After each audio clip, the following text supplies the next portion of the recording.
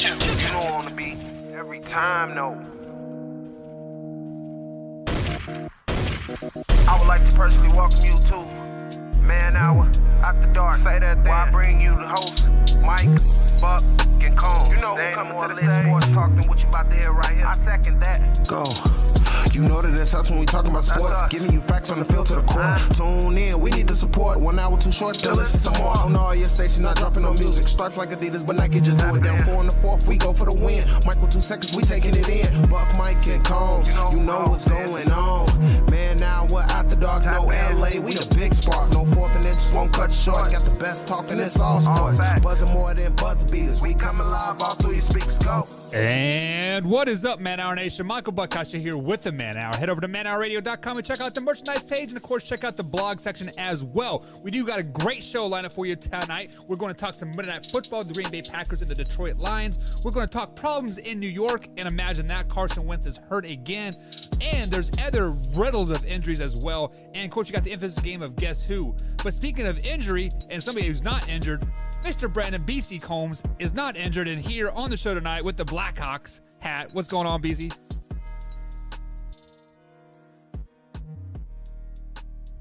Somebody who's not injured at all. And anyway, what's going on, Michael Buckheiser? What is going on, Man Hour Nation? Belly Up Sports, 313 The Flash, all our people over in the UK drinking their tea and eating their crumpets. What is going on, man? I don't know, man. I just got a text from my wife because we've been gone for, about 48 hours or so, and we found dog poop in our bed. So apparently McGraw is upset with us, and he pooped in the bed. So he's like, leave me again and see what happens. So I would have one dog less than what I had if I came home to that. Not happy about that. But what I am happy about is Mr. Tori Anderson being on the show tonight. What's going on, Tori? I'm not very happy about it. I'm still stuck in this whole dog poop thing, like the dog poop in the bed. Yeah, apparently it's like under the covers and everything. So this was a planned attack. This was like, I'm going to flip the covers up, poop in it, and then put the covers back and act like nothing ever happened. This is a planned attack. It was. Your dog has become sentient and conscious of everything going around your house. It is the start of the dog poop wars. Dog poop wars. So what? And speaking of poop, Tori, I heard all that crap you were talking last night. You and Wayne G. I listened to the show, buddy. I mean, you should. Look, is this what you do? You're like a 13-year-old girl, like my stepdaughter, right? You like to have all your friends and hang out, and then when you're with your other friends, you're like, oh yeah, man, that guy. I still love you, boo. Oh, wow. Okay. All right. Okay. I see how you are. Yeah. Tori, I feel like you need to explain yourself, but. Well, there was a couple shots fired at Brandon. We were making fun of Brandon last night. Yeah, it was like the whole week and a half off. Like I was off, you and Combs would attack me the whole time. So I feel like it's like monkey see, monkey do. It's okay when we do it to you, though. But it's not okay when we do it to you. I feel like it's good. It's good for morale. Yeah, it is. All right. So speaking of that's all right. I got good for morale, the Green Bay Packers come out and won Monday Night Football last night over the Detroit Lions, and they outscored the Lions 21-0 in the second half. So Combs, I'm going to kick it to you first here. Was this a good win for the Packers?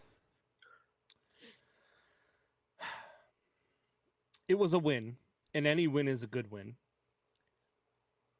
I'm not so sure if they were playing anybody other than the Detroit Lions that they pulled that one out, though, because of the way that it was done, because of the second half. They looked really slow in the first. I mean, they came out of the first half, they were down 17-14. They came out of the first half against the Detroit Lions, and they were down. And so for me, in the second half, it was more about that the Lions didn't finish off what they had started. Jared Goff made a lot of mistakes. That defense went away. They didn't complete what they had started. And no, I mean, Aaron Jones just looked phenomenal last night. He looked phenomenal. You couldn't stop him in the run game. You couldn't stop him catching a ball out of the backfield. He looked great. So that was definitely a plus for the Green Bay Packers. It was a win. Any win's a good win, especially inside of your own division. So yes, I'll say it was a good win, but like I said after the Bears game, and I was even down on the Bears after I said, calm down. It was a win, but it was against the Cincinnati Bengals. Same thing here. I mean, this was a win, but it was against the Detroit Lions, and it's just you kind of got to look back, even if you're a Green Bay Packers fan. Enjoy the fact that you won. Enjoy the fact that your team is on the board and they were actually able to put up points this week, but maybe look at it as a whole and maybe don't get too ahead of yourself, because I'm not so sure they're out of the clear yet. Okay, so Tori, let me bring you on screen here. And a few things that, Combs brought up was the Packers were losing at halftime, 17-14 to the Detroit Lions, which I still think they will finish 10-7 this year. They had a really good outing in the first half. But then in the second half, they did score 21 straight points. With the defense decided to step up. Aaron Rodgers became Aaron freaking Rodgers again. And Aaron Jones had one hell of a game. Like, I feel like they circled him saying, hey, we're going to give you the ball as many times as you want. So how big a win was this for the Packers, Tori? I agree with Brandon. It's a win. You're on the board. You did what you were supposed to do. You did it to a game that you're supposed to win. You won the game. The only thing I feel like is I called them everything but the Packers in the first half when I got to glance over while we were doing the show. And the second half, it was like watching Tampa Bay. Like, oh, Atlanta was within 3 points of us. I guess we'll play him. We'll show them who's boss. And I feel like that's what the Packers did. They're like, let's flip the switch and show them. Let's show them what we can do now. Like, and the rain helped a lot. That fumble was definitely caused a big factor was the rain in that fumble, and the rain came out at a perfect time for the Green Bay Packers. It really did. Yeah, that fumble was definitely a momentum change in the whole game. Tori, go ahead and finish your thought. I mean, are you sure you don't want to cut me off again? Positive. I'll cut you off as much as I want to. I'm a man. I'm 40 years old. I'll do what I want. And that's why we cut you off, because you can't keep a complete topic together. So, no, the Packers just, it's like I said, they flipped a switch and they were kind of like, okay, now let's show them what we can do.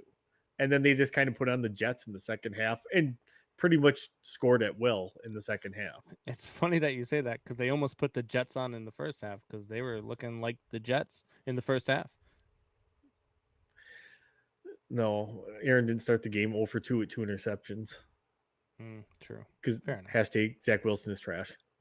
So Tori, let me ask you this cool question. Watching the first half of the game, it looked like the whole game plan was to give Aaron Jones the ball as much as possible.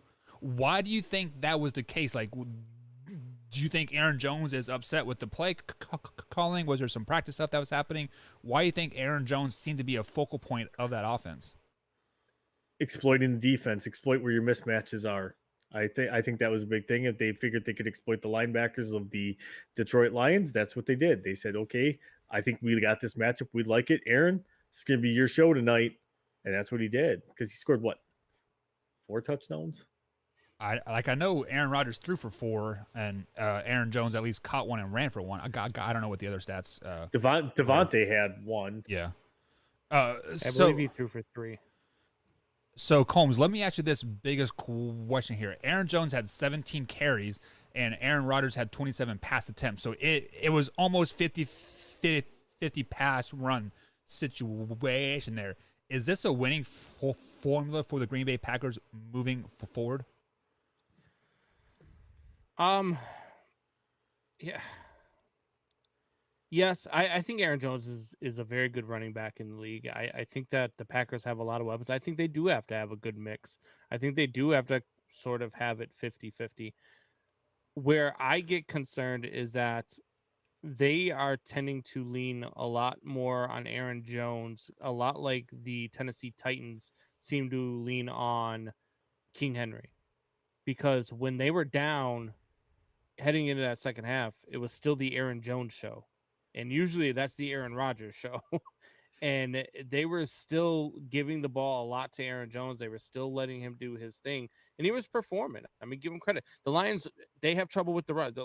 Let's just say the Lions have trouble with everything. But they definitely have trouble with the run. And they were trying to establish themselves there. They did that. They dominated them in just about every aspect of the game in the second half. And you know, I do think this could be a winning formula for the Green Bay Packers moving forward. I'm Corey, concerned about Aaron Rodgers. Is nobody concerned about Aaron Rodgers and how he's looked over these first 2 games? He does not look. I know that they won the game last night. I know he threw for 3 touchdowns. He does not look like Aaron Rodgers right now, or 4 touchdowns. He does not look like Aaron Rodgers right now. He just doesn't. He doesn't look like he's confident. He's handing the ball off way more than he normally does. It does not look like the play calling, even in the red zone, the play calling looks different. Tori, you are a Packer guy. Isn't that what coaching's all about? Is being unpredictable? Like it's throwing the other team off balance. But the thing is, he still threw for 4 touchdowns. Like, it's funny that when we talk about the Packers, you're like, isn't that what coaching's all about? Being unpredictable? And then you're like, well, with the Bears, they didn't do this and they didn't do that. But when it's the Packers, oh well, coaching's unpredictable. But the thing is, I'm talking about switching the ultimate homer. When they are going to, you know, whatever, you expect Aaron to throw the ball 50 times, they start running it. Like, at that point, that's how you achieve your balance. Though the thing is, it sets up play action, but Aaron was gashing them, and Aaron Jones still had 6 catches for 48 yards and 3 touchdowns. And I agree, it's a winning formula. I said it could be the winning formula for them moving forward. I'm just concerned with Aaron Rodgers moving forward that there's a lot of talk that this could be his last year in Green Bay, right? There's a lot of talk that this is the last year, this is the last hurrah. Where's he going next? Maybe he's not going anywhere next. Maybe he's hitting that wall that we expected Tom Brady to hit 25 years ago. Oh, Tori, that's a great question. Do you think this is Aaron Rodgers' last year, period, playing ball? I don't know. I think it depends on, I will say, if they go out and they win the Super Bowl, I'll be like, he's going to retire. I mean, if they win the Super Bowl this year, I bet he retires. Man, let's just be honest. He looks old. He's playing old. And, you know, there were a couple plays where I thought Aaron, I feel like last year's Aaron would have ran the ball and maybe got a first down. This year's Aaron, he threw it away or just made a bad pass. If you look at Aaron over the last 3 years, he's got one of the highest throwaway percentages in the league, which is why he doesn't turn the ball over a ton. Right. It's funny you say he looks old, because them Aaron Rodgers looks like memes are absolutely hilarious. Yeah, they are. You know, my favorite one, Aaron Rodgers looks like that guy who on his first week of work is bumming smokes. It's my favorite one. Yeah. I love that one. That one kills me. All right, guys. So are we looking? So let's flash back to the first half here, where the Detroit Lions were up 17-14. When you guys, if we just saw just that first half of the game, were you more impressed with the Detroit Lions or the lack of the Packers just excelling on offense and defense? I think I was more impressed with the way the Lions came out playing. I wasn't actually impressed by the way they started that game off. I'm like, and this is you guys all laughed at me. I said, this isn't your same old Lions team. This team's got a different feel. They're not going to be good. At you. He picked them 10-7. That's true too. But everybody else did. Right. And so, but I said, this is a team. Look at the way they play. Even though they lost, they still, they'll say, we're all same old Lions. Imagine if they had a quarterback like Matt Stafford. Jared Goff is not a bad quarterback. Jared Goff is garbage. He's the reason why they did not win last. Not the reason they didn't win last night. He's the reason they couldn't keep pace last night. How long did you play in the NFL? How long did you play in the NFL? 0 days. So I can call Zach his trash all I want, but he's still way better than me at football. Hey, all right. So that doesn't make my point invalid. Do you guys don't want to know why? Invalid. Good. Buck, what is that crap behind you? What are you? Did you what did you do? Go hang out at Mike LeBlanc's house? We're gonna root for one team, but I'm also a Packers fan. My cheesehead koozie. Do you got a? Oh my God, Jesus, Buck, you went full tourist. Yeah, sure did. I even got a couple jerseys and t-shirts. I'm pretty excited about it, to be honest. The very little respect I had for you just went out the window. Hey, but I still got my cheese stuff on. No, it doesn't. No, you can't. You can't do that. Look, what? Go hang out with Drew. All right, guys, we are up against the first break here on the Man Hour. Coming up on the break, we're going to talk some Las Vegas Raiders, not Oakland Raiders, Las Vegas Raiders. We're going to talk some trouble in paradise over there at New York Giants land at MetLife Stadium. And we are going to talk about Drew's Arizona Cardinals. All that and much more coming up, guys, right here on the Man Hour. We'll be right back.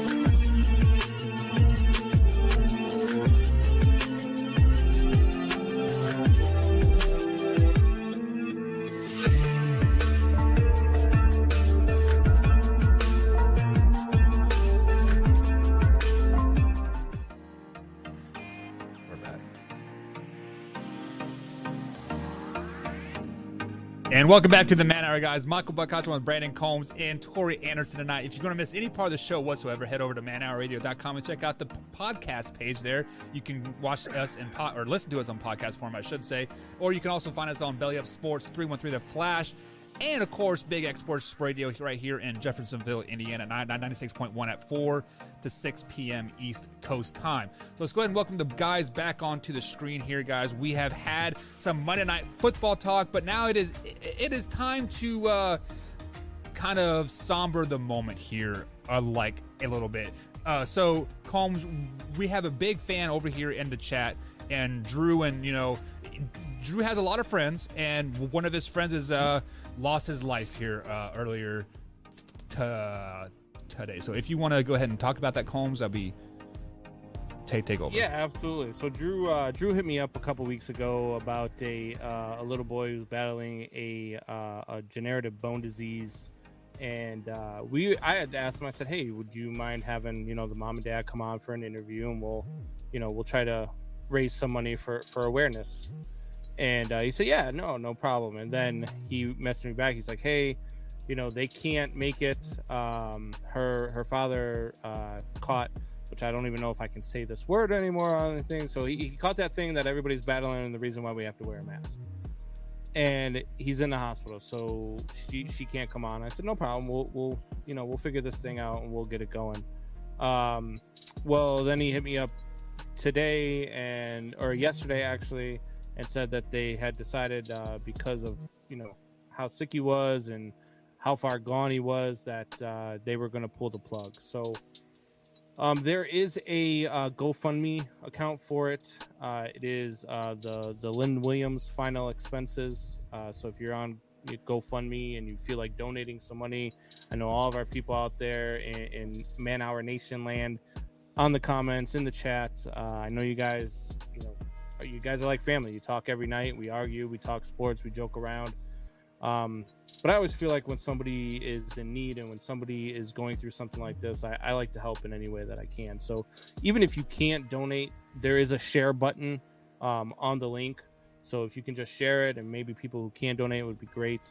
On that link, it says, as many of you people may already know, Lynn Williams, our beloved husband, father, and Poppy, has been fighting the 19 for some time now. Friday, September 17th, he went into cardiac arrest and his heart stopped for 6 minutes. While we were fortunate and they were able to bring him back to us, his medical care team has come to us and let us know he is at the point of suffering. His body is simply worn out, and sadly, he will not be getting any better. We have sat and talked it through, and together with Lindsay, we have decided that on Tuesday, we will be setting him free of his earthly pain. Lynn has been out of work due to illness and does not have life insurance. We are asking for any donations to help us with his final expenses. I got the message right before the show that he had passed. And so, our condolences go out to the Williams family and to all of his friends and stuff who are going to be going through the grieving process and all the stuff that they're going to be dealing with over the next couple of weeks, and for the family a lot longer than that, dealing with his loss. So if you can, feel free to go ahead and donate now, or whenever you get a chance. And if you can't donate, like I said, just click the share button that's on the link. I believe we have the link is shared in the page itself. So feel free to just click on it, go take a look at it, donate or share if you can. And our sincerest condolences to the Williams family.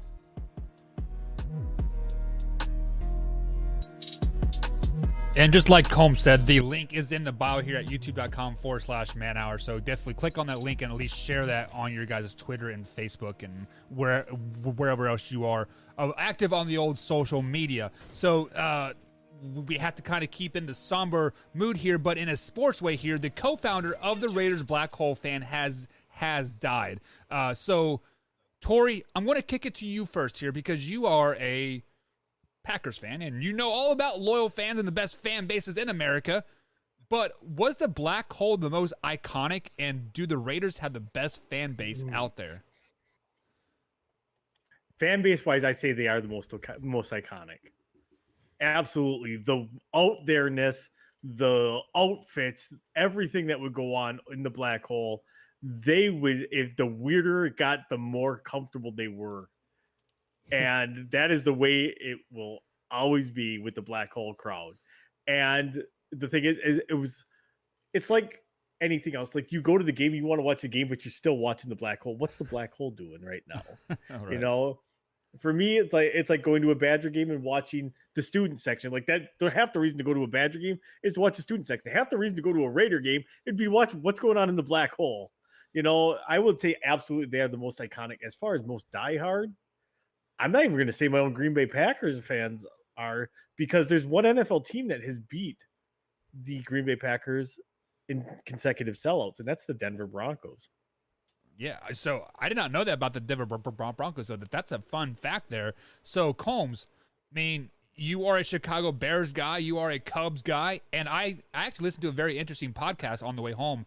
I believe it was called the night the light struck in Chicago or something like that. But whatever. That's besides the point.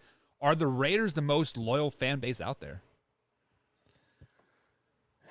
Man, like Tori said, I think they're the most fun to watch.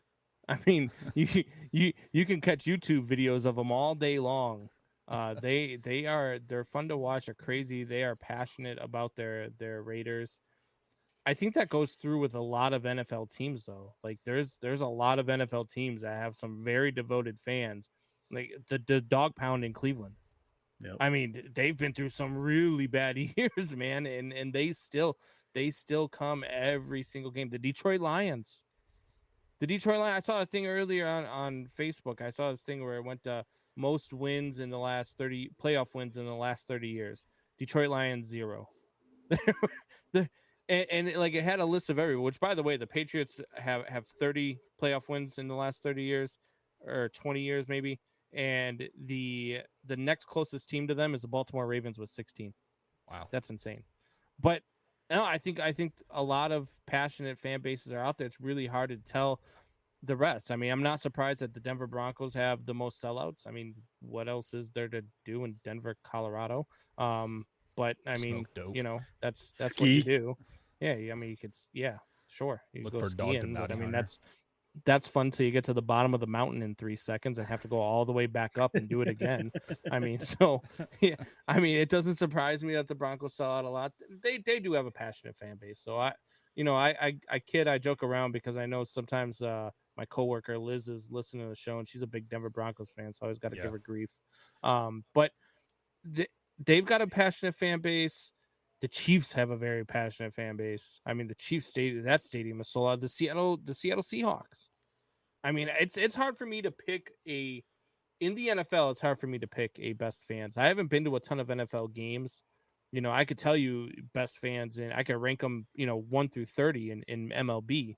I can't do that in NFL. I think that the Raiders, though, I mean, they're crazy passionate about that. Black hole is insane. Yeah, I can tell you some fans that are not loyal at all.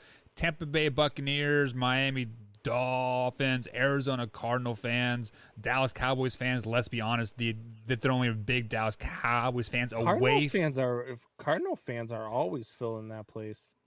You can always say Cardinal they're filling fans that are place. pretty When good. Green Bay plays there, we always joke that it's Yeah. Lambeau Field Southwest. Yeah, Well, that's like the Cubs in Milwaukee. I mean, it's a destination spot, especially in the wintertime. Who the hell wants to be in Green Bay in the winter? No, you go down to Arizona. Like, who the hell wants where to be in it's nice. Chicago when you come to Milwaukee? Who wants to be in Chicago? Period. So as far as the most loyal fan base, it has to be the Raiders. They moved like 8 times in 10 years. So, I mean, they went from Oakland to LA, back to Oakland to San Francisco to Northern Colorado. They've been everywhere. Hell, there was rumors that they were going to go to Mexico too. But yet those fans are always there. Now, I don't know if there's a black hole in Vegas. I didn't get a chance to really look at the fan section on that Monday night game. So, guys, correct me if I'm wrong. Hole. Yeah, so I mean, those guys are it's like a 4-hour drive from Oakland to Vegas. So those guys are traveling to Vegas. That has to be loyal there. I mean, like let's say those passionate fans in Chicago, and you move to let's say Champaign, Illinois. Are they traveling 2 hours to Champaign, Combs? Bears fans, yeah, They're about to have to. The Bears just put in a bid on a stadium out here, and it's about probably about a good 45 minutes to an hour and a half away, depending on traffic. But it's still considered a suburb of Chicago, isn't it? Well, that's because everything around here is a suburb of Chicago. Chicago is huge. Illinois, the Chicago's state got of 3 million Illinois is a people in the suburb. city. Right. Yeah. So It's crazy. So as far as the most loyal fans, I got to give it to the Raiders 100% because just like I said, they moved at least 4 times, right, in 20 years or something like that. Has it been more than I don't know. But yeah, I mean, to me, I think the Raiders are the most loyal. So speaking of loyal here, the Giants head coach has been loyal to Mr. Kenny Galladay himself. So if you guys missed it, Kenny Galladay had a huge outburst on the sidelines that was aimed at Jason Garrett, not the quarterback Daniel Jones, like many people speculated that was happening there. However, the head coach of the Giants says that there is no issue with this whatsoever. So, Combs, do we see a problem with this outburst on the sidelines by Kenny Galladay? Sorry, I got caught off guard. They had a UFC fighter. Why is his name going to escape me now? The Irishman. What the? Conor McGregor? Conor McGregor. Thank you. Oh, my God. They had Conor McGregor throwing out the first pitch at Wrigley. The thing ended up like 3 rows into the stands behind the dugout. It was maybe you remember 50 Cent's throw? That was a strike compared to this one. that was a strike. Anyway, no, look, Kenny Galladay, Do I have a problem with him blowing up? No, I don't. I don't have a look. It's a passionate game. That's why I don't like the whatever it is, the penalty that they're giving up for guys who are, you know, taunting and doing all that. I don't like that call. But I'm okay with guys being passionate. What I'm not okay with is a guy blowing up at his coach, going off on his coach, admitting that he's going off on his coach, and then the head coach, who's supposed to be on the coaching staff with you, is like, yeah, I'm cool with that. Why? What do you mean you're cool with that? You're cool with him just, I mean, so what you're essentially telling the team is, hey, you guys want to take out your frustrations on Garrett? Go for it. Got no problem with it. Tori, what are your thoughts on that? I mean, like, it kind of seems like maybe the head coach doesn't have respect for Jason Garrett, maybe? You're like, what are your thoughts? He is the judge. Get it? Because his name's Joe Judge. Yeah. Judge, jury, executioner, or whatever, right? God, Right. Dude, you're not even a dad and you have bad dad jokes. I mean, I thought it was pretty good. I thought it was good too, and the fact that Jason Garrett's just a ginger. So I mean, it's okay. You can. It's not really yelling at anybody if you're yelling at a ginger. Gingers aren't people. You don't have souls. So basically, Tori has no thoughts on that. That's what we're coming down to. No, I just don't like. I hate Jason Garrett. Like, I don't like Jason Garrett at all. And so I'm like, I'm okay with Jason Garrett getting blown up at on the sidelines. However, I'm playing, but I agree. I agree with that. You can't allow that. You start to lose your locker room at that point when they feel that it's okay to, start going after coaches. If the head coach doesn't step in, you are going to lose that locker room really quick. And Galladay's got to remember, you're the new guy there. You signed it. You chose to sign there. It's not like you were traded there. You said, ooh, drop the Brinks truck off at the bank because I'm making bank now. And you chose to sign there. You knew what you were getting into, if I would hope, before you went there and go, is this a good decision for my career or not? Like, so I am not okay with him blowing up at the coach, any coach on the sidelines. So I'm kind of torn about this one way or the other. Just because one, like, anytime you see a player blow up, it is usually because their passion is coming out for the sport, or and they're caring about what they're doing and what they're saying and like all of that stuff. However, I don't see Jason Garrett as a very confrontational person whatsoever. So I'm sure Jason Garrett just took it. It's like, oh yeah, you're doing good, right? And he's clapping away. But on the flip side of that, the fact that Joe Judge did not. Now, we don't know what happened in the locker room. There could have been a big fine happen, right? Like, Kenny Galladay could have been fined $20,000 for the verbal abuse on a coach or something to that effect. So we don't know what happened in the locker room after the game or behind closed doors, film study, etc. Right? So now for you guys to kind of throw Joe Judge under the bus there, like about not having Jason Garrett's back, I kind of have to take a step back and I almost guarantee you Joe Judge had Jason Garrett's back, just because usually you handle that kind of stuff not out in the public's eye. You handle it behind closed doors. And so I think it was handled behind closed doors on that aspect. You can't handle that in the public and say there's no issue here. That I have no issue. If there's a problem there, and everybody saw the outburst, so it's not like you're trying to hide something that didn't. It's not like somebody heard something going on in the locker room and they were trying to figure out what happened. We all know what happened. We all saw what he did. So to say no, I have no problem with that. I don't care if you're trying to hide that behind closed. That he did not do anything to Kenny Galladay. Maybe he meant there was no issue by it because it's already been handled behind closed doors, so there's no reason to be continuing to talk about it. Maybe that's what he meant. I just think there's no respect for Jason Garrett, and I think that's a problem for Jason Garrett moving forward. Tori, do you think I really do? No respect for Jason? I don't have any respect for him. Well. How many? Hey, Tori, how many days have you coached in the NFL? 7. That's actually still way less than Jason Garrett. I've actually coached way more than that, man. Like, my Madden franchises were unstoppable. Said in the NFL, not on the PlayStation. Jesus. Hey, That's the NFL, isn't it? speaking of I will NFL, destroy you at Madden. speaking of NFL I haven't played in coaches, 20 years. apparently Cindy's cousin knows the offensive coach at Green Bay. We might get him on the show. So just Who? Which one? Ooh. I'll have to get the name from you. I don't know the name. How Oh. the hell can her cousin do it? But we got a part owner on staff, and he can't even get us any interview. Like, what kind of freaking owner are you? I guess he's just. I respect. swallowing this stuff. I respect my players and coaches' privacy. Okay. So speaking of respecting I'm sure that's players how it and players and coaches here, Kyler Murray has come out and said he is very frustrated with the team's ugly penalties they have taken the first 2 weeks of the season. However, they're still 2-0 to start the season, and they look fairly decent. So, Mr. Torrey Anderson, is this a good thing or bad thing that Kyler Murray is frustrated with the stupid penalties that's going on in Arizona? What stupid penalties? Like, that's what I don't get. There's a lot So- of they got called. I believe they had 15 or 16 penalties in week 2. Yeah, And I against the think Vikings. 6 But or the 7 of refs them were offsides. Yeah, the refs were pretty flag happy that entire game both ways though. Like Yeah. I get it. I get it if it's one way. Like, yeah, okay. But that game, there was flags all over the place in that game. And there was a ton of offside penalties in that game.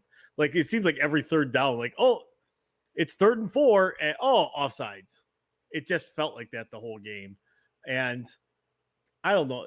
For me, it's just cleaning up the minor little mental mistakes that you made then. It's not like, major penalties or stupid penalties. It's just stuff that you're cleaning up at that point.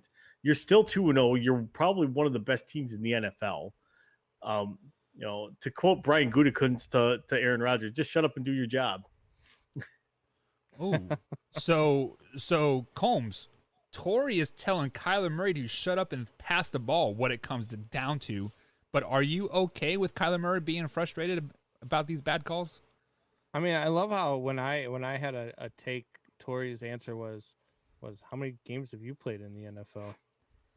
And now it's that guy, I have no respect for him. Oh, that guy, shut up and do his job. Hey, This you guy. dropped something. It's your testicles, pick them up.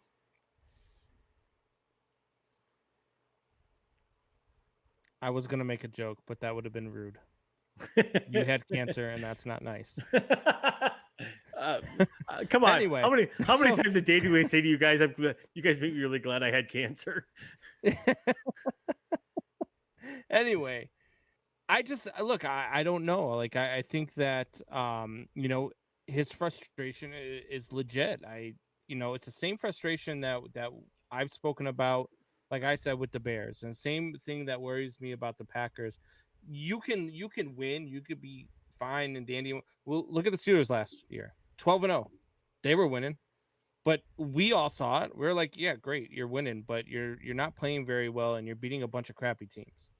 Okay, and I'm not saying that's what happened in here with the Arizona Cardinals, but you can be 2-0 and still be making a lot of dumb mistakes and just kind of getting by. And that's what they did against Minnesota. If Minnesota makes that kick at the end of the game, they're 1-1. And so I think his frustration is legit. They are still 2-0. They are still a very talented team in a very talented division.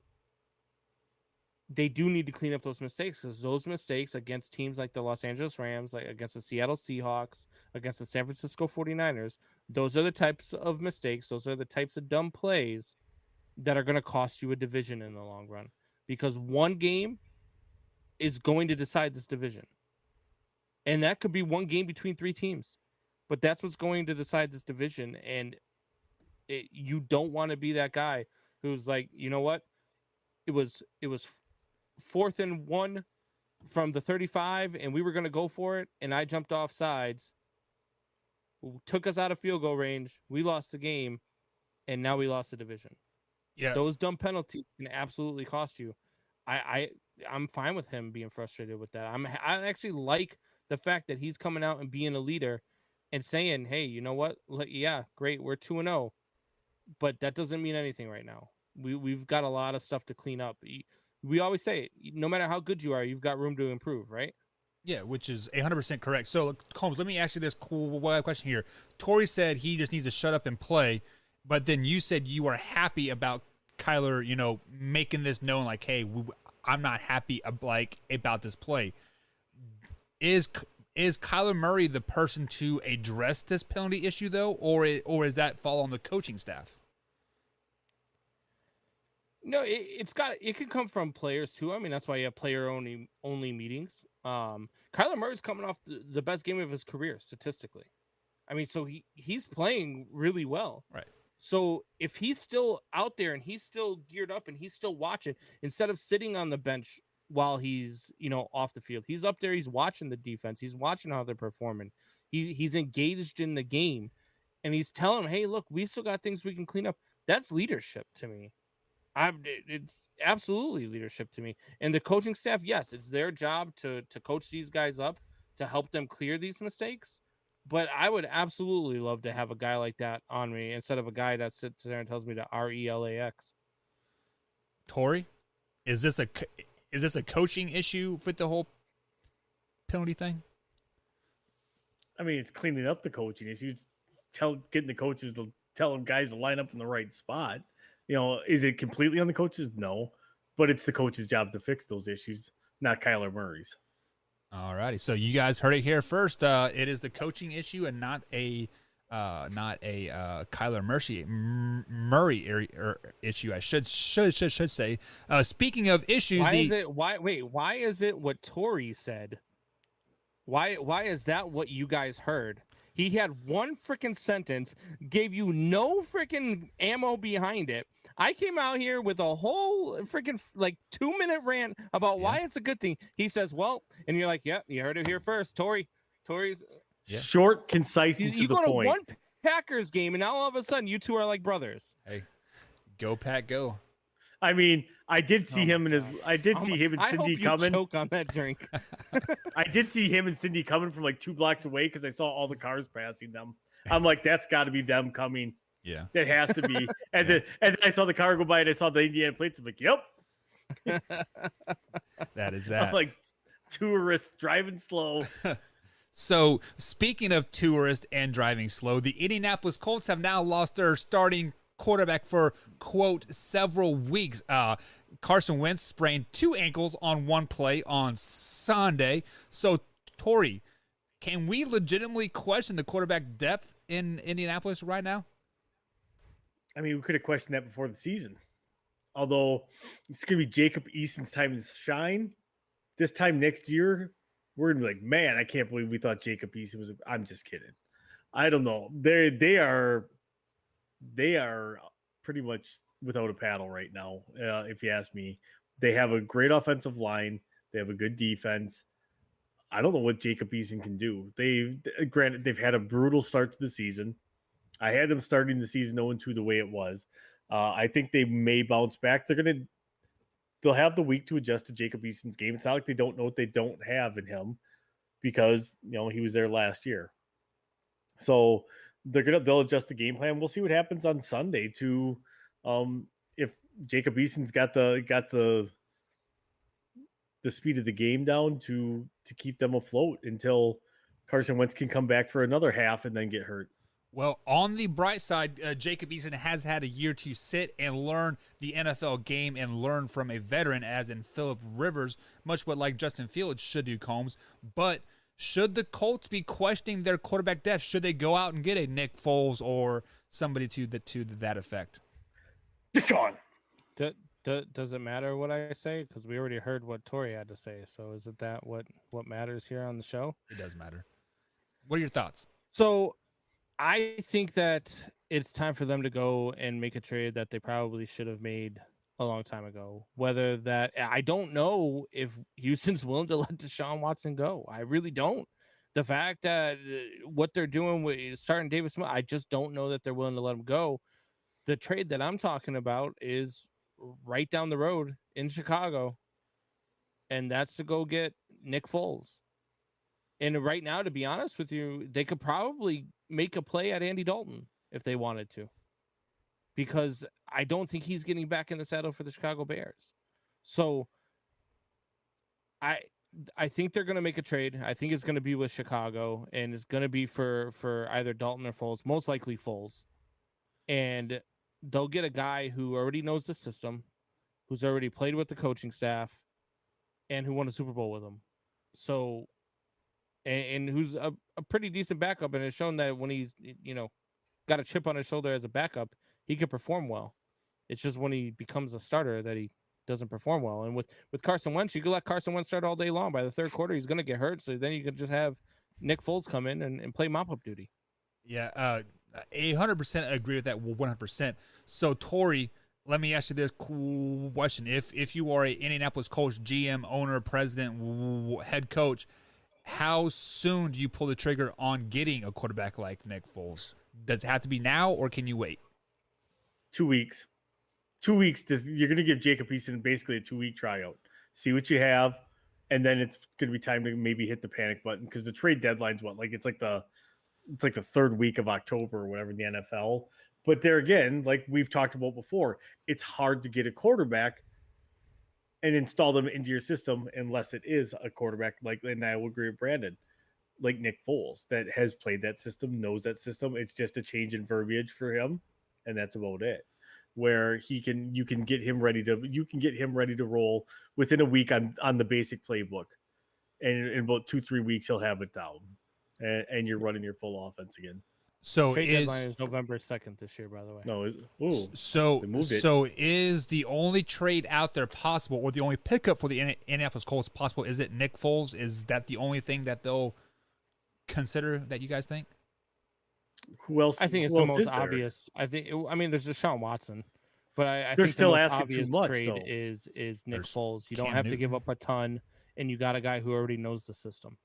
Yeah, It makes the most sense. you're gonna go for somebody that can fit seamlessly into your system. Yep. I mean, So why wouldn't you? So Combs, Nick Foles obviously makes sense there. So let's say Nick Foles does go to Indianapolis and Carson Wentz eventually comes back, let's say week 8 or so. Do we have some type of quarterback controversy brewing in Indianapolis, just like we saw, just like in Eagles, and then we see the Colts franchise, just like the Eagles franchise, don't know which direction they're going?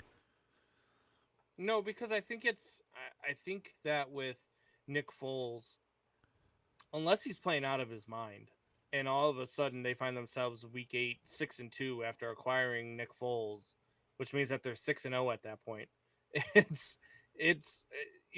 I think you bring Carson Wentz back. He's your starter. That's what you paid for him. And if he gets hurt again, you've got your insurance policy in Nick Foles. And I think that at this stage of his career, Nick Foles knows where his place is. And that's where his place is on any team right now. So, Tori, do you not have any faith in Sam Ehlinger? I do not have any faith in Sam Ehlinger. I would have more faith if they brought Vince Young in. That'd be a good pickup, though. I like Vince Young. All right, guys, we are up against the next break here on the Man Hour. Right after the break, guys, we got the infamous game of Guess Who. But before we get too carried away, undefeated, you need to go to skullcandy.com and use promo code ManHourRadio, and they'll match up to 50% on your purchase over there on select items at skullcandy.com. Earphones, and they'll change the way you listen to music forever. We'll be right back, guys, here on the Man Hour. undefeated.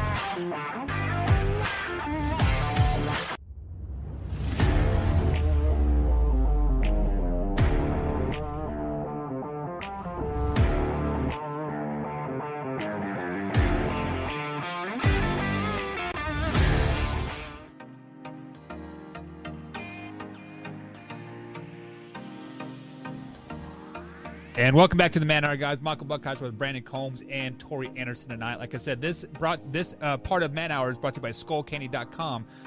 Discover life at full volume with headphones, earbuds, and speakers, and more. Skull Candy is your one-stop shop for new music, culture, and audio built in. Hashtag stay loud. That's SkullCandy.com and use promo code ManHourRadio and you get up to 50% off on select purchases over at SkullCandy.com. So let's go ahead and welcome the boys back onto the show. You can find Combs at ManHour_Combs, Tori at ManHour_Tori. You can find me at ManHour_Buck as well, all on the old Twitter machine. But guys, it is that special time of night where we play the infamous game of Guess Who. So I am thinking of 3 players, and you guys, it is the best 2 out of 3, and Combs has not lost to Guess Who this year versus Tori. So with that being said, Combs, you will get the inaugural question of the night.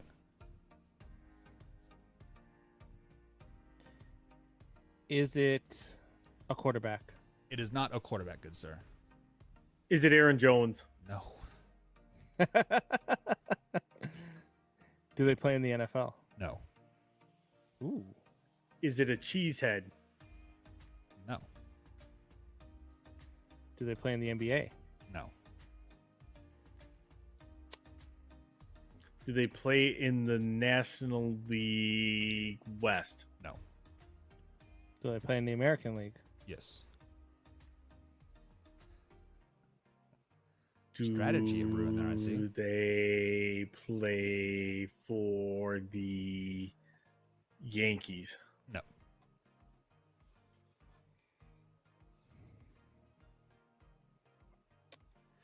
Do they play for the Red Sox? No. Is it Vlad Jr.? It is Vladimir Jr. Jeez, Tori. Tori with the answer, Vlad Jr. tonight. So, Tori, Vlad Jr. has 46 home runs, and Salvi has 45 home runs, and Ohtani, at last checked, had 44 home runs. Who wins the home run race this year? What do we got? About 15 games to play? Ooh. At this point, flip a coin. Who gets hot now? But Vlad's had the hottest bat as of late, so I'm going to go with Vlad. All right, so Combs, Tori's going with Vlad. Who are you going with the home run crown? I'm going with Vlad too. He's playing more important games right now. He's going to be more in tune to it, and so and they're not going to take any time off heading now between now and then because they're going to be fighting all the way to the final day of for the wild card. So I'm going to go with Vlad Jr. as well. So let me ask you this. So as a baseball standpoint, with these young stars, I mean, obviously Salvi's been in the league for 10 years. I think it is maybe like 11. Shouldn't we be marking this home run race a little bit more than what they are? I don't even want to talk about it. I mean, baseball is just they're horrible. I don't know what I got to do, Major League Baseball, to get a job to help you guys bring this game that I love so damn much back to where it belongs. But you guys are awful. You guys, like, I'm talking like bad. I don't know about WWE writer bad because the WWE writers are costing WWE everything. Yeah, they're going down quick. You guys are so bad at marketing your game. It's unbelievable. Tori, should they be marking this? The Tampa Bay Rays right now and the Toronto Blue Jays going on in Tampa Bay. Toronto's fighting for a playoff spot. Tampa Bay's leading the division. Their magic number, I believe, is down to like 4 or 5, and they've got like 1/3 of the crowd is there tonight. Tampa Bay's always a horrible draw until the playoffs, and then they give away their tickets for free. Right. For whatever reason, they cannot draw fans at all there. I think it's Florida in general. Florida in general can't draw fans just because, I heard stories of like the Heat fans would show up like 2 minutes into the game, and they had Bosch and Wade and like James there. I mean, it's the same thing with Dodgers fans in LA. They show up in the 3rd inning and they're gone by the 7th. Yeah. Look at your markets. You're talking about a market of LA and a market of Miami. There is so much other stuff to do in those two cities and Jim Rome said it once, and he said it best, I think. There's so much other stuff to do in those cities that they don't care unless you are winning. If you are winning, they will be there for the playoffs. But until then, they could care less. There's other stuff to do around there. You know what? I got a perfect idea for shop talk coming up. But Tori, you do get the first point of Guess Who Tonight, so you get the next one. Do they play basketball? They do not. Is it Ben Roethlisberger? Nope. I don't allow child predators on my station. Ooh. Wow. We just eliminated like half the NFL, probably. Right. At least 3/4. Is it Aaron Jones? No. Do they play football? Yes. Is it Rob Gronkowski? No. Do they play in the AFC? Yes. Is it Zach Wilson is trash? No.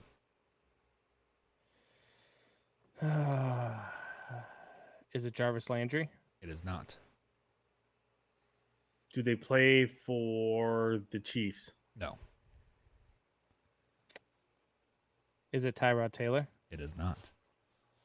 Yeah, I say Buck likes to throw injured players in there. I know. I picked two of them.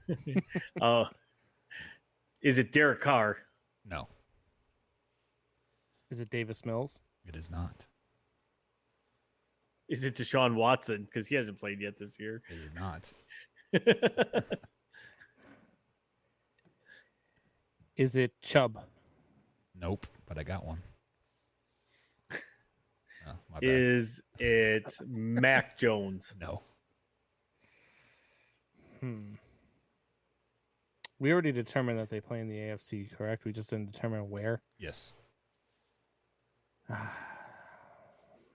Is it Lamar Jackson? It is not.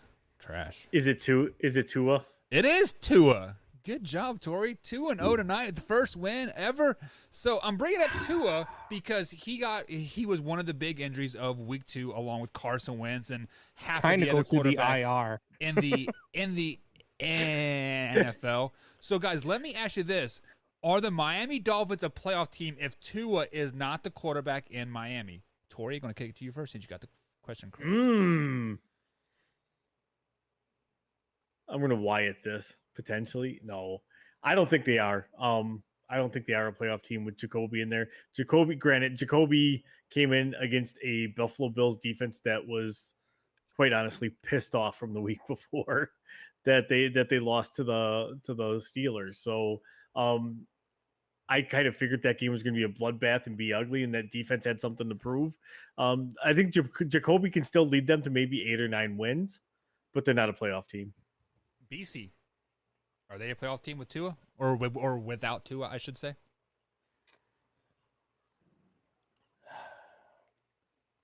If they make a trade, not as presently constituted. They're not. Deshaun Watson. Deshaun Watson. He makes the most sense to Miami. And if he goes there, Tua never plays another game in Miami. That's the other thing. That's the other caveat to that. You're not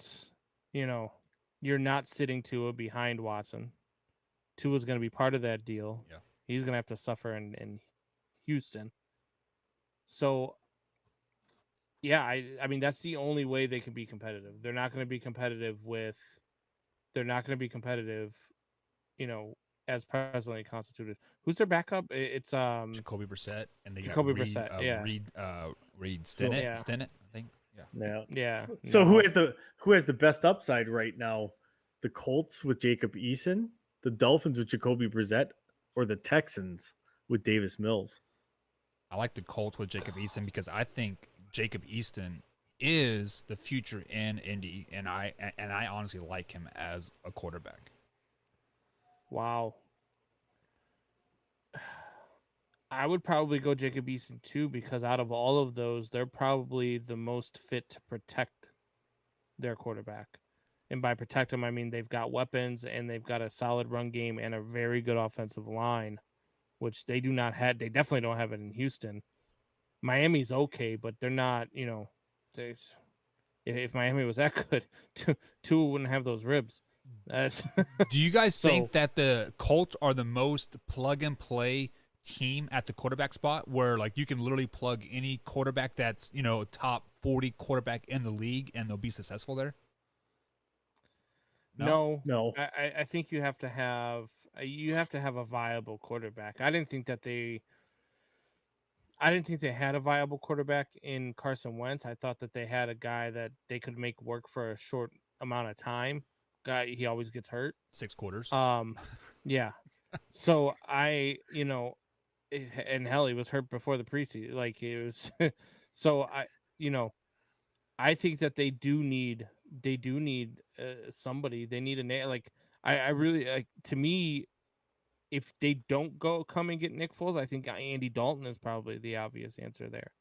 I think Andy Dalton can make the Colts a successful team. I think they could at least win that division because that's a very weak division. Yeah, we're definitely seeing that. So we do have one more guest who, even though Tori won, so Combs, you get the first question. Is it Tori's mom? It is not, but she is so hot. Damn. Yeah, she is. She's got it going on. Yeah. Tori's mom. I'm so disappointed I lost. That's okay. It's just like the rest of your life now. Wow. I am ruthless tonight. I am literally ruthless. I think you need to go to bed, Tori. Was, though? I don't think you realize how real that statement was. Yeah. All right, Combs, what's your question? All right. Do they play in the NFL? No. Do they play in the NBA? No. So they're a baseball player. Or hockey? Yeah, right. Do they play in the NHL? No. Okay. Is it Max Scherzer? No. Do they play in the National League? Yes. All right. Who's all hurt in the National? Is it Ronald Acuna Jr.? No. I can't say that name. You guys know that. What was the hockey name you were trying to say? Are they a pitcher? No.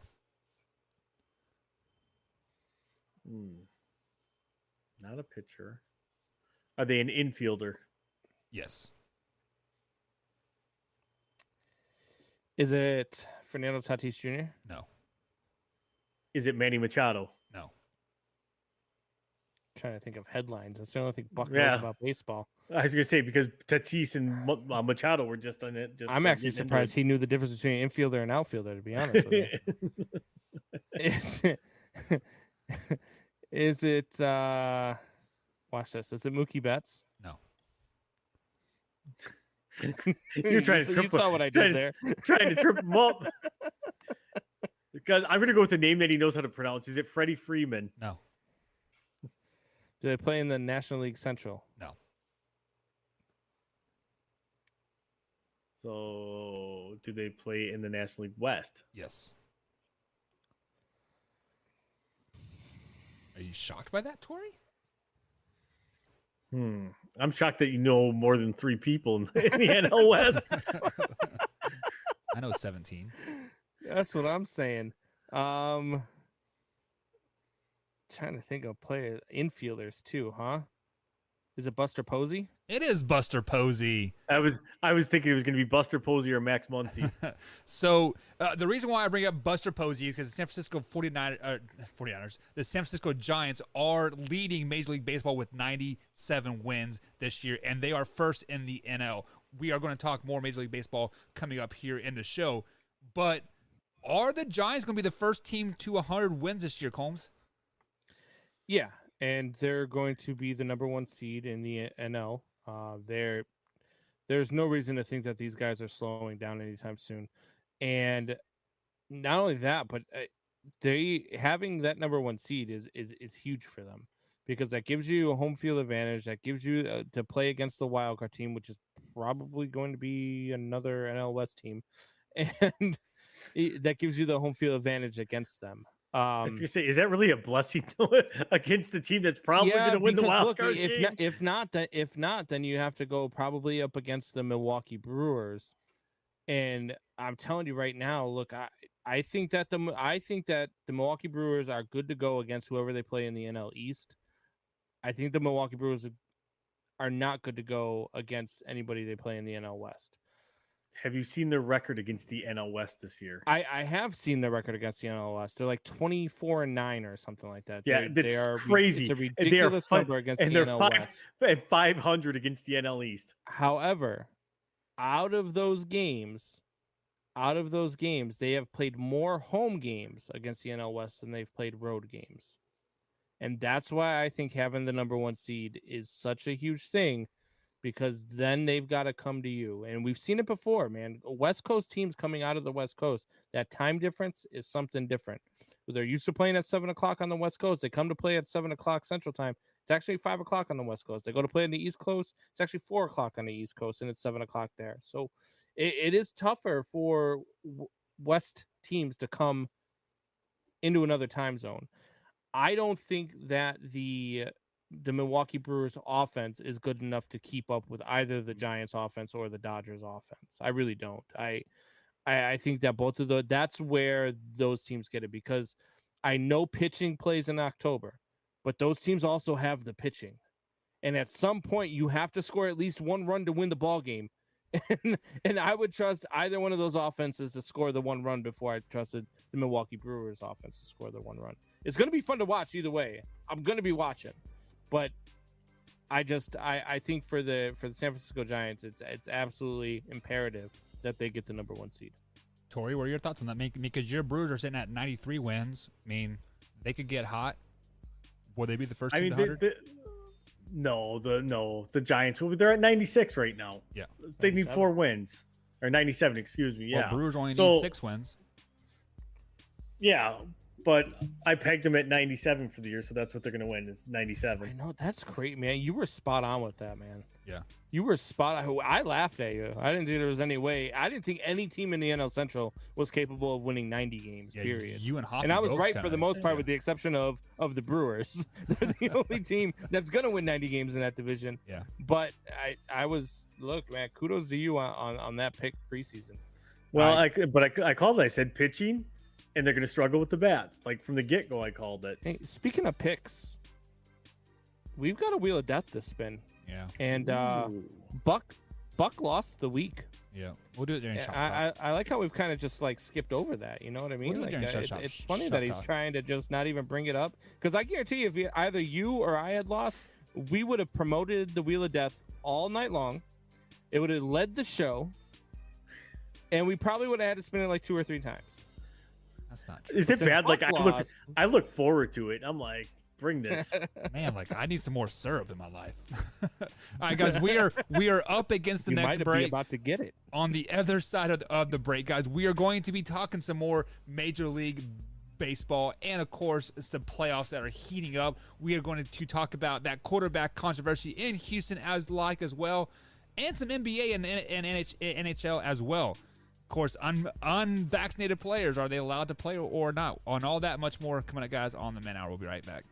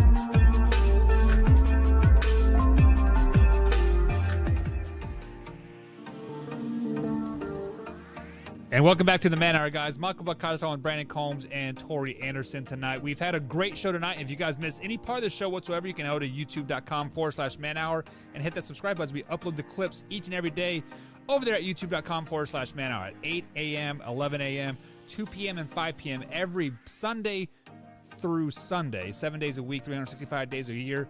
We're getting 5 to 6 clips uploaded every day over there. So let's welcome everybody back on to the screen here. And guys, Tori with the big old yawn there. It is getting late up there in old Wisconsin. It is 8 o'clock, so Tori's way past his bedtime. So we gotta. They stopped Where's my serving pudding, Metamucil? too. He missed his pudding. Where's my Centrum Silver? All right, guys. So let's go ahead and jump into some sports headlines here. One of the biggest headlines from NFL Week 2 was the injury bug that bit a lot of players, a lot of quarterbacks per se. And one of those quarterbacks was Tyrod Taylor. So Tyrod Taylor is out for the Houston Texans, and now Davis Mills is the guy, and of course Deshaun Watson is still not active. So Mr. Tori Anderson, do the Texans trade Deshaun Watson? I think the Texans do want to trade Deshaun Watson, but what they're asking for him, nobody wants to give them. They're still asking for like 3 first-round picks, a second, and like 3 or 4 players. Who's going to give up basically? And like they want starters, so who's going to basically give up a quarter of your starters on your team to go, to Houston? There ain't nobody going to do that. So Combs, what Tori is saying is that Ain't nobody got time for that? Yeah, ain't nobody got time. Ain't nobody for got time for that. So does Houston trade Deshaun Watson, and should they trade Deshaun Watson? For all the reasons that Tori just said, I don't think they want to trade Deshaun Watson. That's why they're not coming down on their price. They don't want to move him. They don't like the way that he handled things. They think that, he was trying to skip town on them and all this. And he was, for good reason. But that's what this ownership is about. This ownership is about, for whatever reason, this ownership is about making sure their players are unhappy. And that's what they're doing. I don't think that they want to trade him. I don't think they will. If they do, it will be the Miami Dolphins with their 910 first-round picks over the next 3 years that they have. Right. It will be the Miami Dolphins because they'll have the most to give and they'll pay that price tag. So, I don't think that the Texans want to. So let me ask this obvious question here, because obviously Deshaun Watson is the best quarterback on that roster, hands down. Yeah. No questions asked whatsoever. And the asking price for Deshaun Watson, just like what Tori said, was 3 first-round picks, a couple second-round picks, and some valuable players as well. So are the Houston Texans purposely tanking this season despite them winning week 1? That's just a hashtag there, or a asterisk, or whatever you want to call it. Are they purposely tanking the 2021 season to get a first overall pick, so when they do get those 3 draft picks, they basically have 4 first-round picks, and they could basically flip the whole team around? Combs, are they tanking? No, they're not tanking. They are making Deshaun Watson pay for wanting to get out of town. Like I just said, they're not, so I guess in a sense, maybe they are tanking. But even with Deshaun Watson, we saw it last year. They were a 3-win or 4-win team. It's not, as great as Deshaun Watson is, they just have nothing there. There's nothing there. There's no defense. There's no weapons on offense. There is nothing there. And it's hard to watch sometimes. And I feel for Deshaun Watson. I really think that Deshaun Watson deserves to go to an organization that will allow him to be the winning quarterback that he should be in this league. So, I think they're tanking. I think it's more about making Deshaun Watson suffer than it is about tanking the season. They're willing to tank the season to make Deshaun Watson suffer. So, Combs, let me ask you this question, because Deshaun Watson's still getting paid. Is he really suffering by saving his body for next year, adding longevity onto his career, and still making $100 million? Yeah, because he's a competitor. He wants to win. I don't know, mean, man. he wants to win. He wants to play. He wants to be on the field. He wants to win a Super Bowl. And I believe he could win a Super Bowl if he went to an organization that wanted to win. And that's clearly not the Houston Texans. Well, I don't think it's clearly Miami either with having Tua as their quarterback. So, Tori, are the Houston Texans taking 2021? I mean, but who are you tanking for? There's not like it's not like there's a Trevor Lawrence. Spencer Rattler Okay. is not Trevor Lawrence, and you drafted Davis Mills in the second round. So you're not tanking for a quarterback. Who are you tanking for? first overall pick for extra picks so you can move down and get You know two who they're first round taking picks. for? They're going to take a running back with the number 1 overall pick. That's what. That's what. No, these- they They're are not the gonna Jets. they are gonna sign David Johnson to a 4-year, $48 million extension. That's what they'll do. So that True. my big thing is the only reason that they would have to tank for that number 1 overall pick is to, like just Buck said, to try to flip it. But if there's no generational talent, or there's nobody that everybody's like, oh my god, I want to get up and what do you do then? You're stuck with that first overall pick, and chances are they'll botch it.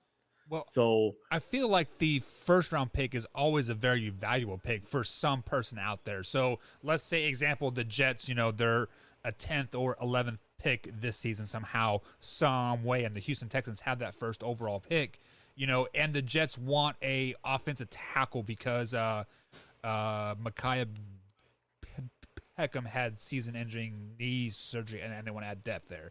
I mean, I could definitely see somebody like the Jets or the Chicago Bears moving up into the pick to add depth to the offensive line, just because, the Bears need depth at offensive line, Jets need depth at offensive line. So why not try to move up in that first pick? I don't know. But speaking of moving up, what? Oh, I don't know. You left it open. I thought maybe you wanted a response. No, that's fine. I don't. Oh, I don't want to respond to you anyway with all that. Packer stuff in the Brandon, background. okay, let's stop quick. Brandon, how does that make you feel? I see. Yeah. I look, when you two go to bed tonight and cuddle and fall asleep on FaceTime talking about the Packers and wave your little Packers flags back and forth to each other while you lay there in your boxers and show each other Sounds like a whole lot of jealousness coming out of his mouth. you guys just go ahead and have your fun, and I'll go ahead and keep making this show look like it's actually smart. You're 100% right. And I'm glad you're a part of this show. But speaking of tanking and trusting the process, Bill Simmons says he is officially done in Philly. So, Mr. Torrey Anderson, let me bring you on screen first here. Where's a good landing spot for Mr. Ben Simmons himself, Mr. No Shot outside of 10 foot? That's a great question. Honestly, if you ask me, the one team that may make a play for him and him switching conferences, the one that makes sense to me is the Portland Trailblazers, and shipping him off to Portland. You may have to give up McCollum, and is it really worth it to give up CJ McCollum to get Ben Simmons plus like other capital? I don't think so, but that's the location, just the style of ball they play and everything else. He wouldn't have to be the number 1 guy because Dame's the number 1 guy.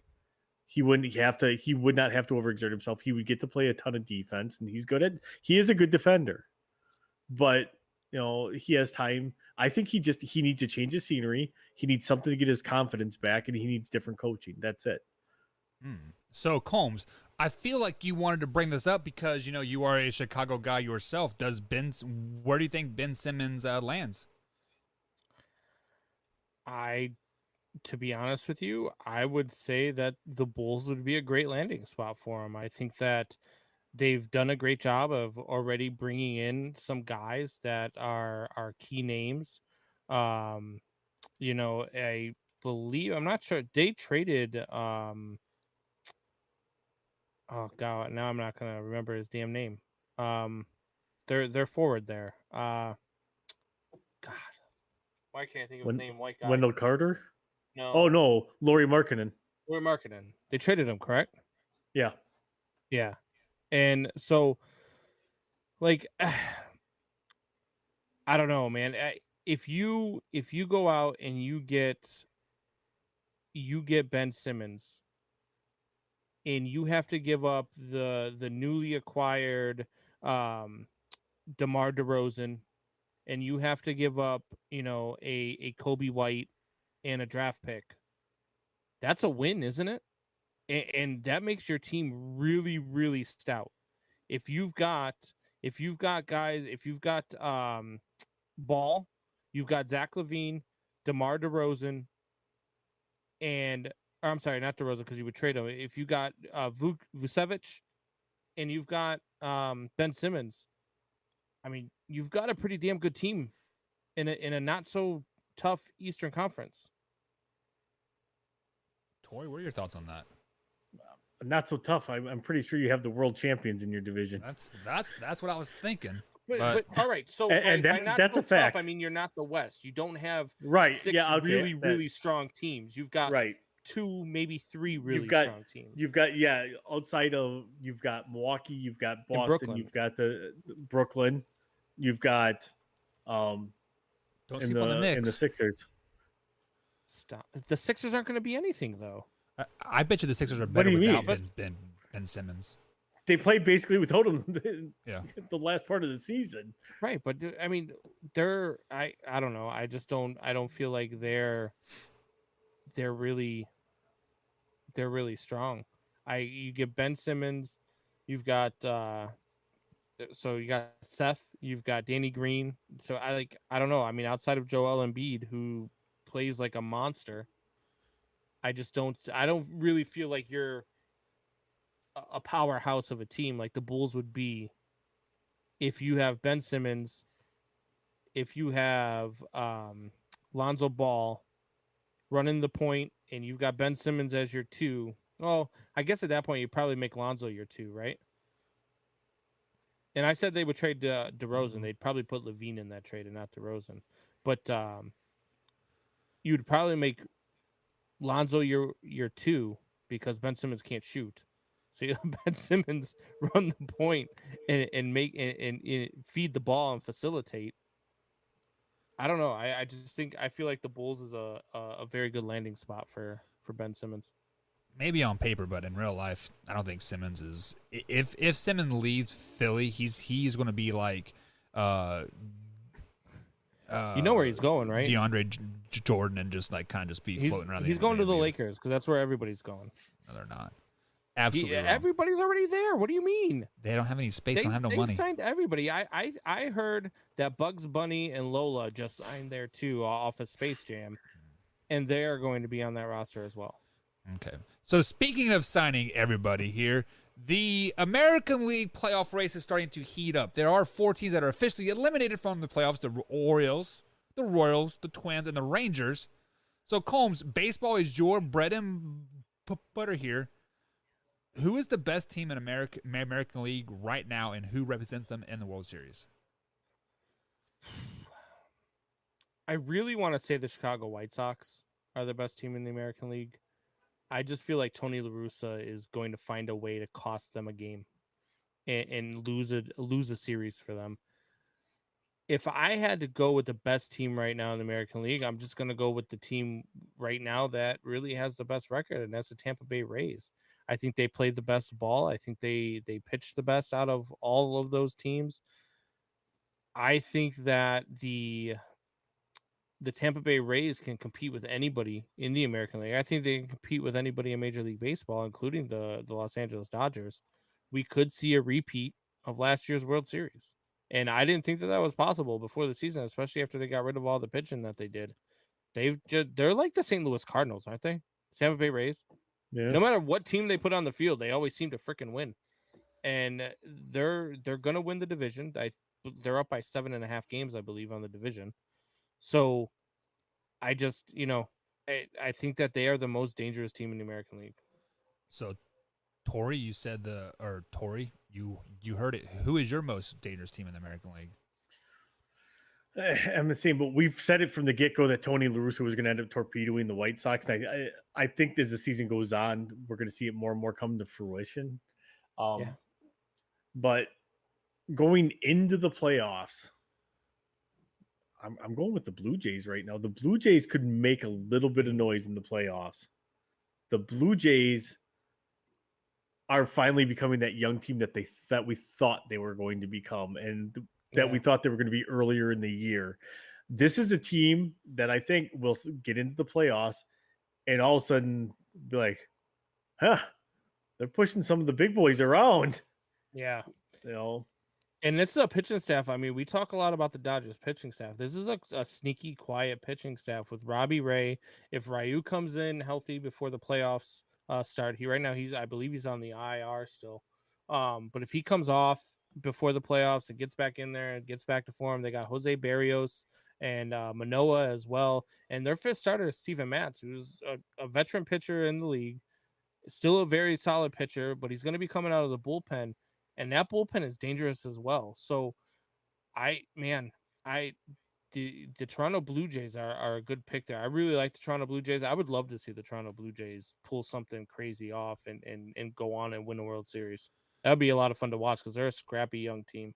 So let me ask you guys this cool question. For a team that's currently not leading their division and like maybe in third, if not fourth place, do any of those teams make a run and make the playoffs and make a World Series run by chance, Combs? The teams that are in third or fourth place, Yeah. I think the only team that really has a shot might be the New York Yankees. That's the only team I believe that could come out and just get hot at the right time and pull something crazy out of the hat. And the Yankee Stadium magic in October finds its way back because they do have the offense that if they just go off, it's good. They're going to be hard to stop. Their pitching is good enough to get them through and to compete with really good pitching. So if there is any team that's going to come from behind and make a run at this thing, that's the team I would pick would be the New York Yankees. Tori, any thoughts on that? oh, a team that can kind of. I'm trying to find the wild card standings right now here. Well, you're to looking see at who third or this is. fourth in the division. You're Right, talking right. about the Toronto Blue Jays, New York Yankees, the Cleveland the Mariners. the Mariners, or the Oakland A's. Oh. Well, the A's are in second in the division, Right, but they could be not? they could be third by Right. the end of because they're only a Right. game difference with the Mariners. Right. I'm gonna go with Oakland. Oakland is streaky, as we've seen. Yeah. They will play horrible for stretches and then beat everybody in their path. And then they get to the Major League Baseball playoffs, and then they just completely collapse, especially if they play the Yankees. All right, so you heard it here first, guys. Yankees will make it to the World Series and lose versus the Atlanta Braves. So, with that being, oh no, Why you discredited my picks now? First of all, nobody said that. Neither one of us picked the Yankees to be the best. I said if there was a team that had an outside shot, it would be the New York Yankees. I said that the Tampa Bay Rays were the best team in the American League, and Tori said the Toronto Blue Jays were the best team in the American League right now. So the Yankees win And the you World came up with Series. Yankees and Braves. All right, guys. Welcome to Buck Math. Speaking of the New York Yankees, so the LA Rams played the San Francisco 49ers this weekend, and Well, speaking of LA sports There's a good what, and nobody caring about this particular sport, hockey. First week is October 12th here. That's roughly 3 weeks away. But the Columbus Blue Jackets are not allowing Zach Renato, who signed a two-way contract this summer, to come to camp because he is unvaccinated. Tori, is this a bad look for the NHL? To each their own, really, on this one. Like, I get it. Like, the NBA is not mandating the vaccinations, but I think it all depends on what the vaccination numbers are league wide. Like, like I said, if you're at like 80%, they're probably like, yeah, whatever. We're not doing a mask mandate because 80% of the league's, vaccinated. I don't know what the numbers are in the NHL, and I would have a sneaking suspicion that it has something to do with that not enough players, or the numbers are not high enough for vaccinated players. And they're kind of like, nope, we're not letting you come in. If at that point they can mandate it for everybody's safety, they can do it. Combs, you are a hockey guy. What are your thoughts on this? First, hey Buck, can you tell me what this guy's name is again? Ronaldo. What is it? Ronaldo. Zach Ronaldo. Ronaldo. Look, I think it's a bad look. I don't think that you can stop a man from doing his job or a woman for doing their job because of their decision on what to do with their body. Like, for some, this has to be like, I don't understand all of this stuff, and I don't understand, and I'm not going to get political here, but I don't understand how this isn't a HIPAA violation. Vaccines how are is not the fact HIPAA that violations. that I not, have to show? Yeah. But this, all right. So this is again, because it comes down to public safety. We're gonna go off bad. We're gonna end up getting kicked off YouTube. Stop calling this damn thing a vaccine. I get vaccinated for the SARS. I get vaccinated for all sorts of measles, all that stuff, and I don't get it. This is a COVID shot, not a COVID vaccination. So stop with that stuff. Well, now we just got kicked off the air. Second of all, you should not be able to stop somebody from doing their job because of a choice that they make that has no impact on yourself or on your business. And you can say it does all you want. You can say, oh, well, if they get the shot, then they won't get sick and they won't miss work, and that affects us. I got the shot. I got sick. I missed work. So just because you get it doesn't mean you're not going to get sick or get people sick. You're right. So But your recovery time though, from vaccinated to unvaccinated, is a lot shorter. Really? Because my father-in-law is vaccinated, and he was the first one in the family vaccinated, and he was sick for a little over 4 weeks, and it was really bad. So his recovery time didn't speed up. Well, I know I'm vaccinated, and if I get it, my recovery time is going to be longer because I'm diabetic. Right, but see that it's kind of like hedging your bets, right? So well, if they get it, they're gonna be but if they have this or if they I let the doctors do their thing, I let the scientists do their thing. I got the shot because I didn't want to wear a mask, to be quite honest with you, and I also didn't want to get other people sick. I don't want to be the reason why somebody else catches it or whatever the case is, but I don't understand how an NHL franchise can say, you know what, you're not even welcome at camp. You're not welcome to come do this. You're not. Major League Baseball has players that are refusing to get it. The NBA has players that are refusing to get it. The NFL has players that aren't getting it. They all have rules on what happens if you miss a game or whatnot. But the NHL is just like, all of a sudden the Columbus Blue Jackets is just like, nope, you're not coming to practice. You're not coming to camp. We just signed you to a 2-year deal, but you're not coming to camp. Well, they didn't know. They didn't know before they signed him to a 2-year deal this summer that he wasn't going to get the vaccination. Probably not, because the vaccine wasn't. Well, that's their problem then. Yeah, it was. But, what do you mean? It's been out since early in the spring. They signed him this summer. Okay, I mean, like I don't know one way. And it could have been at that point. It might have been a handshake deal. Said, "Hey, we need to get vaccinated." Yeah, I'll do that. And just never did. I mean, we don't know don't know the backroom deal that got maybe made that's not on paper. You know? Yeah. So also on the flip side of this, we saw it with the Buffalo Bills too. They said they were going to cut unvaccinated players, and Cole Beasley still hasn't gotten it. Yeah. I'm saying so they ultimately folded on there because winning cures all, and the Buffalo Bills are winning right now, and Cole Beasley is doing well. So if the Columbus Blue Jackets start to maybe not do so well in the regular season, they're like, hey, you know what, man? We know what we told you in September, but it's now November and we're 0-3 and we're down by 16 points or whatever. We need some help. That NHL math was terrible. They're 0-3. They're down by 16. What did everybody else play 12 games in there? Isn't it goals isn't that like you get 2 points? You get 2 points for a win. 1 point for a tie or an overtime loss. I didn't know. I thought it was how many goals you scored.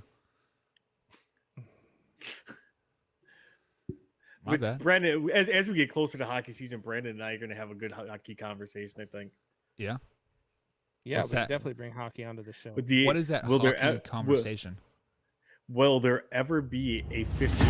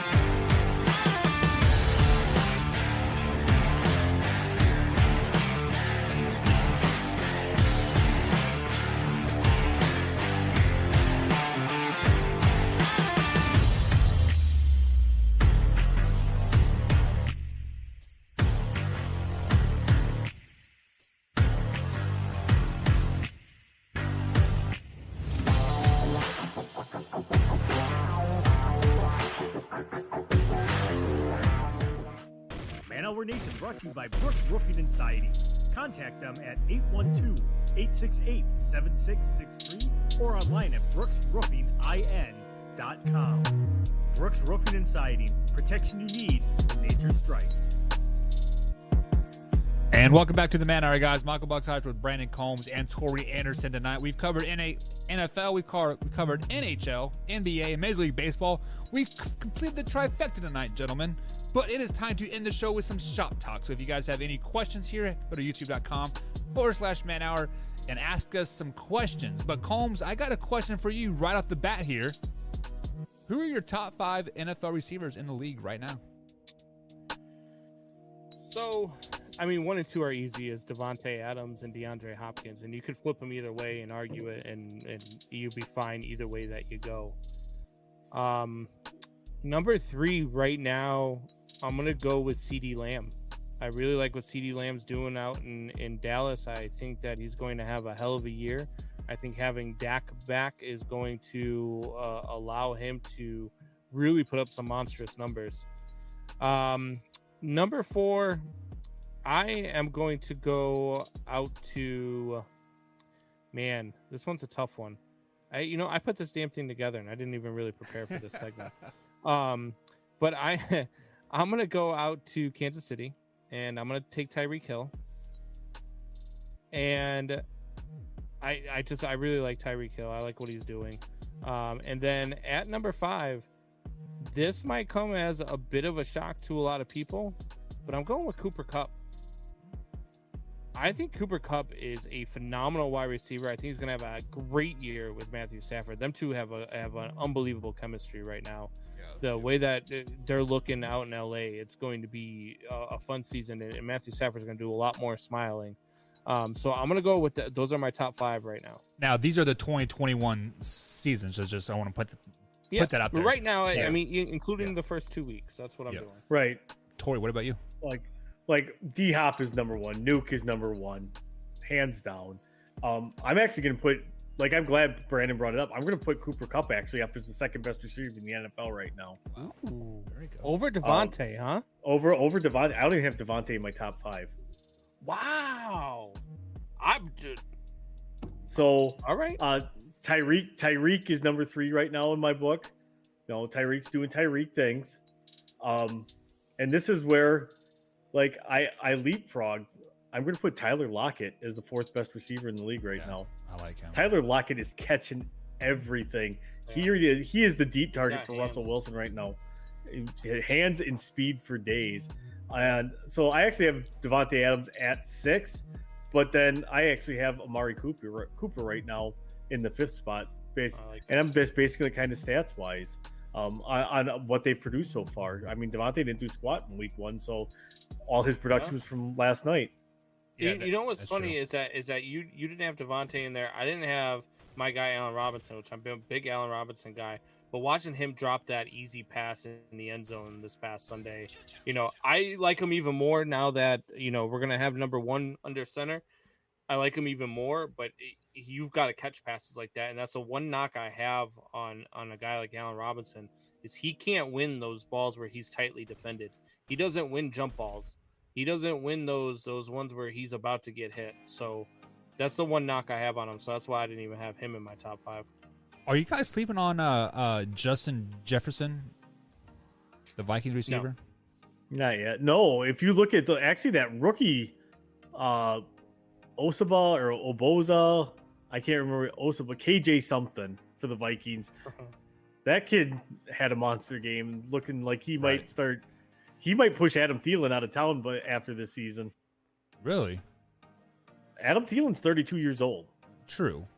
But, I guess I feel like the Vikings hang on to players too long. Like as the Patriots. Yeah. Everson Griffin. Yeah. Just like how, the Patriots cut them before, when we all think they have, a year left or 2 years left.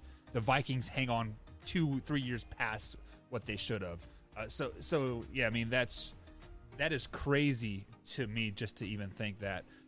So another question that I have for you Wait, Buck, who's your top 5? Yeah, who's your top 5? Ooh, my top 5. Look at and where the heck's the wheel?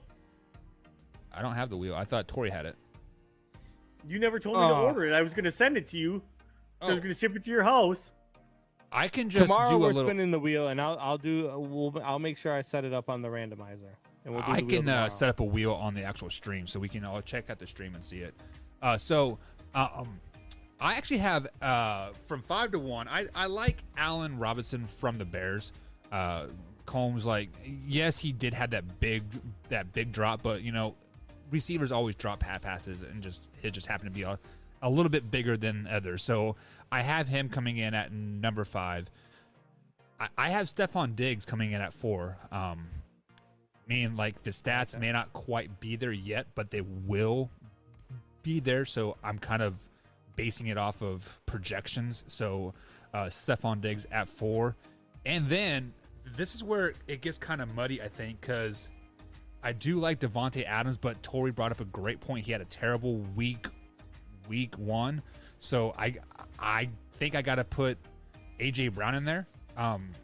I think he is what is going to make that Tennessee Titans team click is A.J. Brown, not King Henry or anybody like When that. they were down by 20 points and they handed the ball to King Henry instead of throwing to A.J. Brown. Yeah, but When A.J. learned. Brown let one ball slip right through his hands.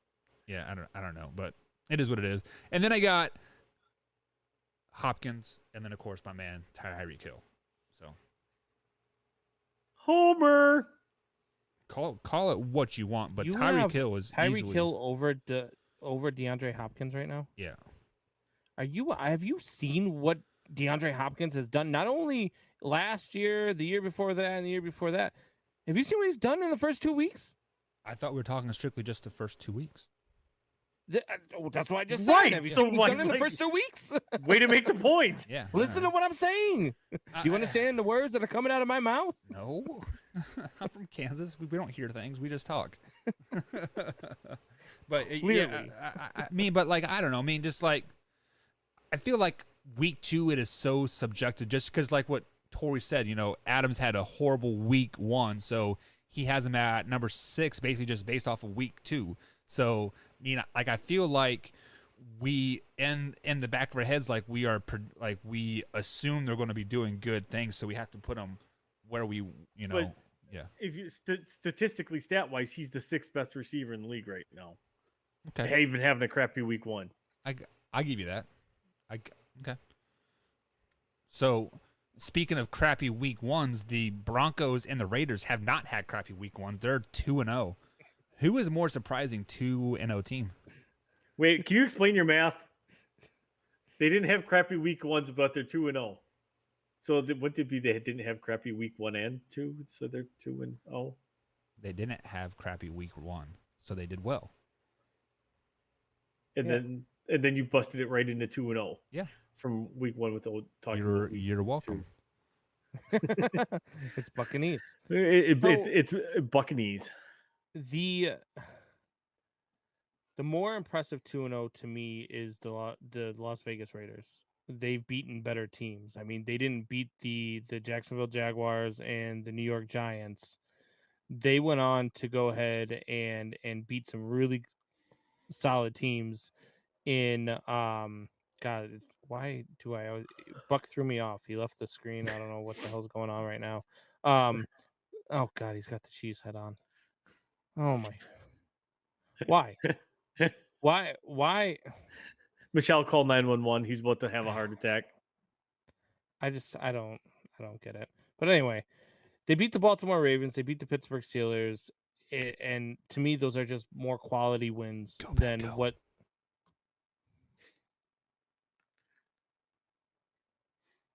All right. Go back, go. Shake and bake. You got to shake it before you bake it. Sorry, Holmes. Go. No, he's Go really back, go. not. Go, Pat, go. He's really not. Go, Pat, Go ahead, go. Tori. I'm going to say it's neither of those teams that's impressive as a 2-0 team. I'm going with the Carolina Panthers. Actually, Wayne G and I talked about that last night. The Panthers look good. That is a defense that looks like it's going to start stomping on people week in and week out. That is a very solid defense. They have Sam Darnold looking like the quarterback we all thought he was going to be. And they have a healthy CMC. They have Robbie Anderson. They have DJ Moore. It's a team with weapons. To me, they're kind of the surprise team of all 2-0 teams. They're the surprise one and probably the best 2-0 team right now. You think that a win over the Texans is more impressive than a win over the Ravens, who just beat the Chiefs? Texans look damn good the week 1. With Tyrod Taylor, that future Hall of Famer himself. Oh, my bad.